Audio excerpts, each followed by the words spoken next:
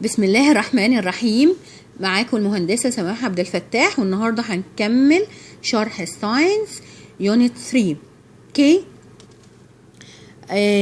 المعاصر بيج 89. تمام. مازال برضو الورق المتصور عشان الجزء ده ما لقيتوش في الكتاب عندي، مش عارفه الكتاب بتاعي كان فيه غلطه. اوكي. طيب احنا دلوقتي اتكلمنا على السويل والكومبوننتس اوف سويل، اتكلمنا على المكونات اللي بتبقى في التربه. احنا دلوقتي هنتكلم عن the formation of soil. يعني ايه formation؟ تكوين السويل، اتكونت ازاي؟ يعني the formation of soil يعني تكوين السويل اتكونت ازاي، how it's formed يعني اتكونت ازاي. اوكي. طيب بيقول لي soil is formed from the breaking down of rocks.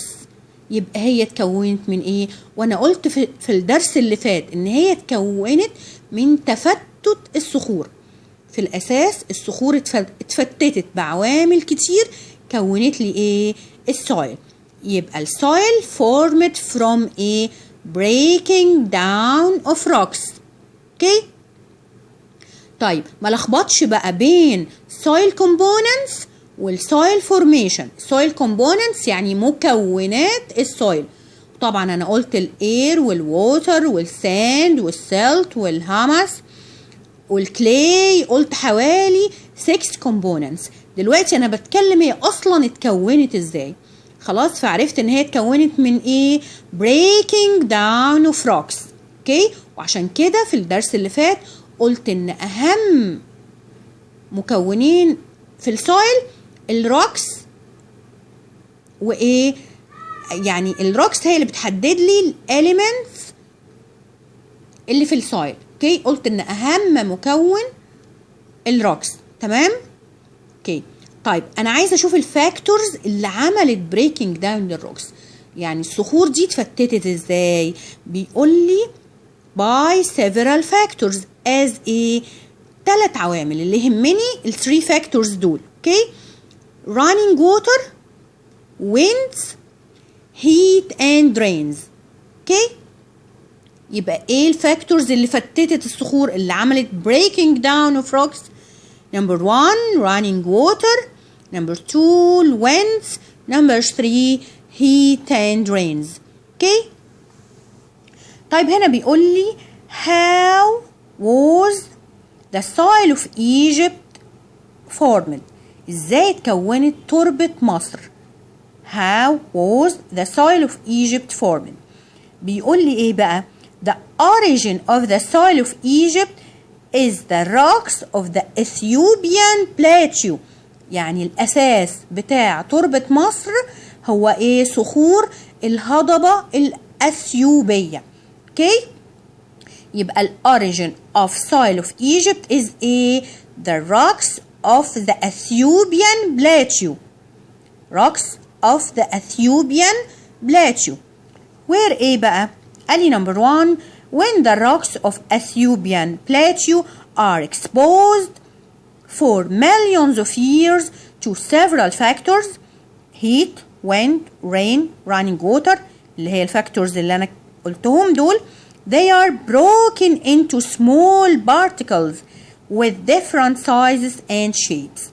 لما الهضبة الأثيوبية تعرضت للفاكتورز دي اتفتتت لأجزاء صغيرة بأحجام بقى مختلفة with different size and shapes وأشكال مختلفة. اوكي. يبقى أهم حاجة أعرفها إن السويل of Egypt كانت rocks of the Ethiopian plateau. اوكي. number 2 بيقول لي ايه؟ the flood water carried these particles of rocks to the river Nile then to the Nile Valley where they are deposited year after year as layers of clay and silt. طيب لما الهضبة الأثيوبية اتفتتت بفعل العوامل ايه اللي حصل؟ جه الفيضان، مية الفيضان، وحملت كل الأجزاء المتفتتة دي لنهر النيل. وبعدين نهر النيل رسب الأجزاء دي على وادي النيل. وادي النيل اللي هو بجانب النهر، اوكي، يعني الشاطئين بجانب النهر. لما الحاجات دي اترسبت على النايل فالي، وادي النيل، سنة ورا سنة يعني، اوكي، كونت الكلاي والسلت اللي هو ايه؟ الطينة والطمي، اوكي. يبقى تاني the flood water carried these particles of rocks to the river Nile, then to the Nile Valley, where they are deposited year after year as layers of clay and silt. Number 3 بيقول لي ايه؟ Clay and silt are rich in elements that are necessary for plants growth. طبعا احنا عارفين ان الكلاي والسلت دول فيهم كل النيوترينتس والاليمنت الايه المهمه للزراعه. يبقى الكلاي and silt rich in elements they are necessary for plant growth. اوكي. دلوقتي احنا في بيج 90. اوكي. بيقول لي soil layers and living organisms. هنشوف بقى طبقات السويل مترتبه ازاي والليفنج اورجانيزمز اللي عايشه جواها. احنا قلنا ان في كائنات حيه عايشه جوه السويل، اوكي، بتبني بيوتها جواها زي السبايدرز، ايرث وورمز، اوكي. الانتس دول ايه؟ made their home inside soil، اوكي. طيب هنشوف السويل لايرز، طبقات السويل. قال لي the following figure shows that the soil is composed of 3 layers. دول اللي يهموني. يبقى السويل forming from 3 layers، okay. Number 1 top soil layers. Number 2 lower soil layers.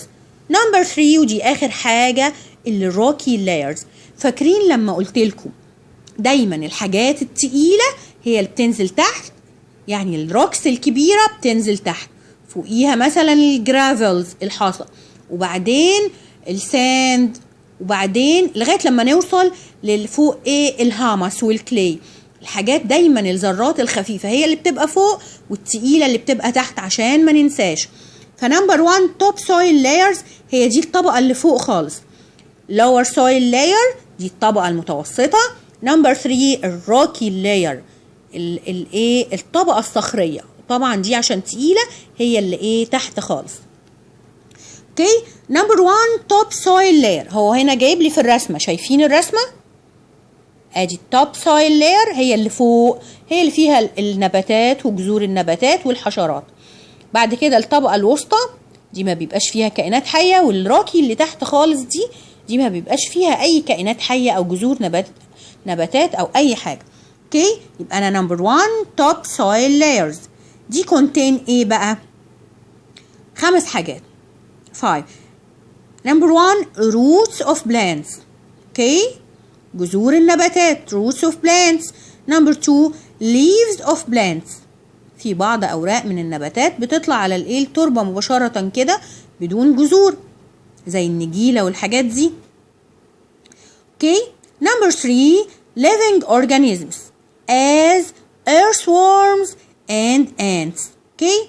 Number 4 humus، فاكرين الهامس اللي انا قلت ايه؟ هو decayed remains of died animals and plant، البقايا المتحللة من النباتات والحيوانات، الهامس. وقلنا ان هو فيه a lot of nutrients، فيه كتير من المغذيات للتربة، وقلت ان لونه dark brown or black، اوكي. طيب نمبر 5 small pieces of rocks may be found، يعني ممكن الاقي بعض قطع الصخور الصغيرة جدا، لكن طبعا قطع الصخور دي الكبيرة بتبقى تحت. انا ممكن الاقي فوق بعض منها او ممكن ما الاقيش كمان. يبقى انا التوب سويل لاير دي عندي مهمة جدا. تاني مع بعض فيها 5 حاجات: roots of plants، leaves of plants، living organisms such as earthworms and ants، humus ده طبعا مهم للزراعة جدا. آخر حاجة small pieces of rocks may be found، يعني ممكن ألاقيها. اوكي. نمبر 2 بقى اللاير اللي في النص اللي أنا سميتها ايه؟ lower soil layers، اوكي. بيقول لي ايه؟ they lie beneath او under، يعني they lie under the top soil layer، هي الطبقة اللي بتيجي تحت التوب soil layer. اوكي. they don't have much humus، ما فيهاش humus كتير، وعشان كده الجذور يعني الجذور ما بتمتدش ليها، ما فيهاش اي حياة. اوكي. يبقى lower soil layer they lie under the top soil layer. Number 2 they don't have much humus. اوكي. Number 3 قال لي الروكي layers، شايفين في الرسمة الروكي layers، الصخور الكبيرة التقيلة هي اللي تحت، وممكن فوقيها شايفين بعض الجرافلز، بعض الحصى كده. اوكي. طيب الروكي layers قال لي دي ايه؟ بتتقسم لجزئين. الupper part of rocky layers contain pieces of rocks، هو فيه القطع الصغيرة. الطبقة العلوية من الروكي layers فيها ايه؟ pieces of rocks، while its lower part contains solid rocks، الصخور الصلبة اللي هي الكبيرة. تاني تالت لاير اللي هي اسمها الروكي لاير، الابر بارت منها في ايه؟ pieces of rocks، لكن اللور part contains solid rocks. Okay. Now we are going to study some components present in the topsoil layer, such as roots of plants, leaves of plants, and living organisms live in it. احنا دلوقتي بقى هندرس اللي تهمنا التوب سويل لاير، هي دي اللي بنتعامل معاها في الزراعة واللي بتعيش فيها الكائنات الحية. هندرس بقى ال roots of plants, leaves of plants, and living organisms live in it. اوكي. دلوقتي انا هتكلم على the roots of plants. الجذور دي تخيلوا ان هي مهمة جدا، مهمة جدا بالنسبة لحاجتين، مهمة بالنسبة للنباتات نفسها، مهمة بالنسبة للسويل. اوكي. يعني the roots of plants. اول حاجة هتكلم their importance for plants، اهميتها بالنسبة للنباتات. طبعا واضح ان هي جذور النباتات، فهي مهمة بالنسبة للنباتات في ايه؟ Number 1 they take water and nutrients from soil. Okay. Number 2 they fix plants in the soil. يبقى الروتس دي بتعمل ايه؟ take water and nutrients from the soil. Okay. بتاخد المية والمغذيات من السويل وتديهم للنبات. Okay. Number 2 fix plants in the soil، بتثبت النبات في الأرض، يعني لو جه wind رياح أو أي حاجة النبات ما يطيرش كده، يبقى ثابت في السويل. Okay. تاني importance of roots بس ايه for plants، حاجتين take water and nutrients from the soil to plant. Number 2 fix plants in the soil. Okay. طيب دلوقتي عايزة أعرف the importance of roots بس ايه for soil، ايه أهمية الجذور بقى للسويل نفسها. قال لي بقى ايه؟ Number 1 they help soil to be cohesive، يعني ان التربة تبقى ملتصقة كده ومتماسكة، عشان هي بتتجمع حوالين الجذور. يعني انا لو شديت نبات كده بالجذور هلاقي الجذور فيها السويل، الطينة كده متجمعة حواليها، يبقى هي ايه؟ help the soil to be cohesive. Number 2 they prevent the soil erosion from happening quickly، بتمنع تآكل التربة. يعني ايه تآكل التربة؟ التربة برضو بتتآكل، يعني يجي wind رياح يطير شوية من مكونات التربة. يعني نيجي نشيل اي نباتات من التربة يعني ايه بناخد شوية من طبقات التربة. في كتير من العوامل بتعمل soil erosion يعني تآكل التربة. الروتس بقى بتعمل ايه؟ prevent the soil erosion from happening quickly، تمنع ان هو يحدث بسرعة. Okay. Number 3 they provide soil with nutrients as they are converted into humus after death. طيب يعني هتمد التربة ازاي بالنيوترينز؟ لما البلانت يموت. اوكي، الروتس بقى اللي جوه السايل اللي جوه التربه دي بيحصل لها ايه؟ ديكيد، بتتحلل وبتتحول لهامس. الهامس ده بيعتبر من مغذيات التربه جدا. اوكي، تاني هقول الامبورتانس اوف روتس بس ايه for soil. Number 1 help the soil to be cohesive, prevent the soil erosion. Number 3 provide the soil with nutrients as they are converted into humus after death. Okay. طيب هنا انا هتكلم عن leaves of plants. اتكلمت عن roots of plants واهميتها للبلانتس وللسويل. هتكلم عن leaves of plants اوراق النباتات. قال لي they are parts of plants exist in the top soil layer. طب احنا عارفين number 2 leaves and other parts of plants fall to the soil then they decay forming humus. الأجزاء الورق بتاع النبات لما بيسقط على التربة بفعل أي حاجة، بفعل الريح، بفعل إن الورقة ماتت، والأجزاء التانية لما بتسقط على التربة بيحصل لها إيه؟ بيحصل لها ديكي، بتتحلل وبتتحول لهمس. أوكي؟ طيب أنا هتكلم هنا على earthworms and some spiders، على ديدان الأرض والإيه؟ والعناكب. earthworms and some spider.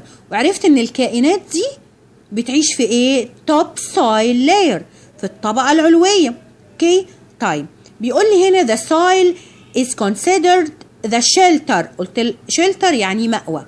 considered the shelter for earthworms and some spiders because they make their homes underground by digging tunnels. اوكي، يعني انا عرفت ان الكائنات دي بتعيش underground تحت التربة، وبتعتبر السويل دي ده شيلتر المأوى. ازاي؟ عشان هي بتحفر البيوت بتاعتها وبتعمل انفاق تحت الارض. اوكي، يعني they make their homes underground by digging tunnels. اوكي، يبقى ال earthworms وال spider make their homes underground by digging tunnels. تعمل بيوتها تحت الأرض عن طريق حفر الأنفاق. اوكي، طيب يعني هم بيستفيدوا من السويل. طب يا ترى السويل بتستفيد منهم ايه؟ يعني ايه أهميتهم بالنسبة للسويل؟ their importance for the soil and the plants. بيقول لي بقى ايه، هقولها لكم الاول شرح كده. احنا قلنا ان الارثورم والسبايدرز والانس digging tunnel underground. اوكي، التانل دي بقى الانفاق دي بتخلي الاير والووتر والنيوترينز بيمشوا بسهولة لايه؟ لجذور النباتات. اوكي، يبقى ايه؟ they dig tunnels in the soil that allow air, water and nutrients to pass easily through the soil. يعني السويل بتستفيد ايه؟ يعني لما احنا نيجي نسقي النبات الاير والووتر والنيوترينز بتمشي في الانفاق دي وتوصل للنبات بسهولة.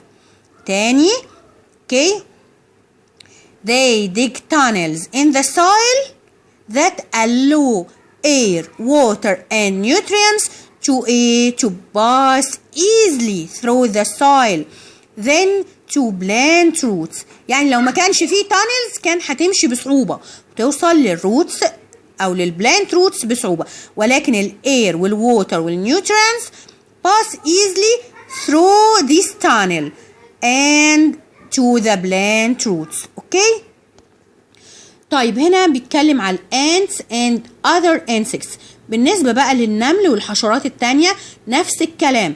they dig tunnels underground أو in the soil to make، ممكن أقول make their homes أو أقول make nests and lay eggs، عشان تعمل الأعشاش بتاعتها وتضع البيض. اوكي، لكن يعني ايه ممكن اقول كده او كده. the importance for the soil. طب التربة بتستفيد منهم ايه؟ نفس الكلام وهضيف حاجة تانية. هقول when these organisms die their bodies decay forming humus. يعني هقول نفس الحاجتين بالنسبة للتربة. هقول يعني بالنسبة للنبات سوري الانس والانسكت التانية ما بتعملش، بتعمل تانل وبتعمل نستس. اوكي يعني هي dig tunnels and make nests in the soil. اوكي هقول ايه؟ هقول برضو number 1 air water and nutrients pass easily through the soil through this tunnel and to the plant roots. اوكي وهضيف number 2 this when these organisms die طب their bodies decay forming humus. لما الكائنات دي بتموت جوه التربة أجسادها بتتحلل وبتديني ايه؟ الهامس. اوكي